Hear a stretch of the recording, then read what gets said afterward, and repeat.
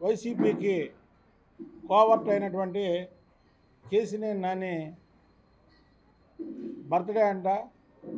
ఆయనకి ముందు బర్త్డే శుభాకాంక్షలు చెప్తూ ఆయనకి బర్త్డే గిఫ్ట్ ఇస్తున్నా. ఏంటయ్యా గిఫ్ట్ అంటే, ఆయన నీచ నికృష్టమైనటువంటి వ్యక్తి.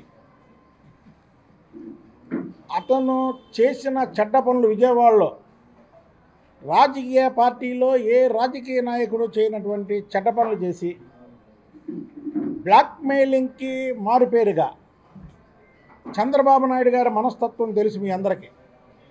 ఆయన ఏంటంటే కొద్దిగా మృదు స్వభావి, ఒక సాఫ్ట్గా వెళ్ళాలి, ఎవరిని అర్పి చేయకూడదు అనే మనస్తత్వం కలిగిన నాయకుడు చంద్రబాబు నాయుడు గారు.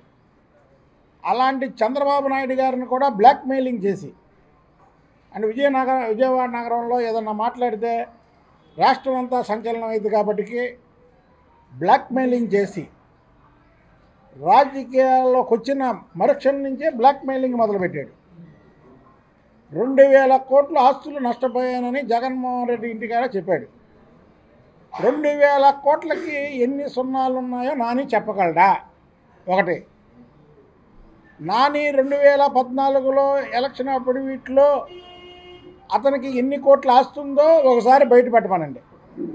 అలాగే అతనికి ఎన్ని అప్పులు ఉన్నాయో బయట పెట్టమనండి.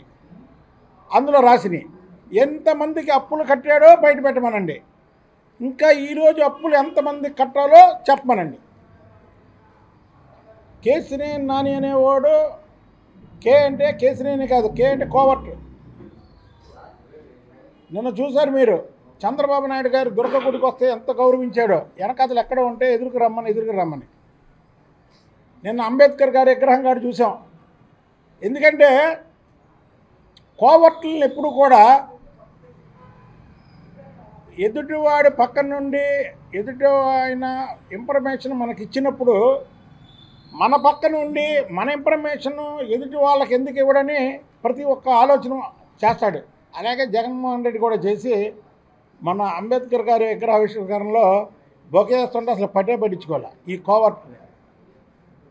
ఆఖరి కేసినేని నాని బతుకు ఎలాగైపోయిందంటే, మొన్నటి వరకు చంద్రబాబు నాయుడు గారి అనుచరుడిగా చలామణి అయ్యి పేరు ప్రఖ్యాతులు సంపాదించుకున్నటువంటి కేసినేని నాని ఆఖరికి ఇవాళ దేవినేని అవినాష్ అనుచరుడిగా మారిపోయి అవినాష్ వెనకాతలు తిరుగుతూ ఆ అవినాష్ వెనకాతలు ఉన్నటువంటి 10 మందిని పక్కన పెట్టుకొని ఏ తెలుగుదేశం పార్టీ వ్యక్తులు అతన్ని నిలబెట్టకుండా జాగ్రత్త పడుతున్నారు.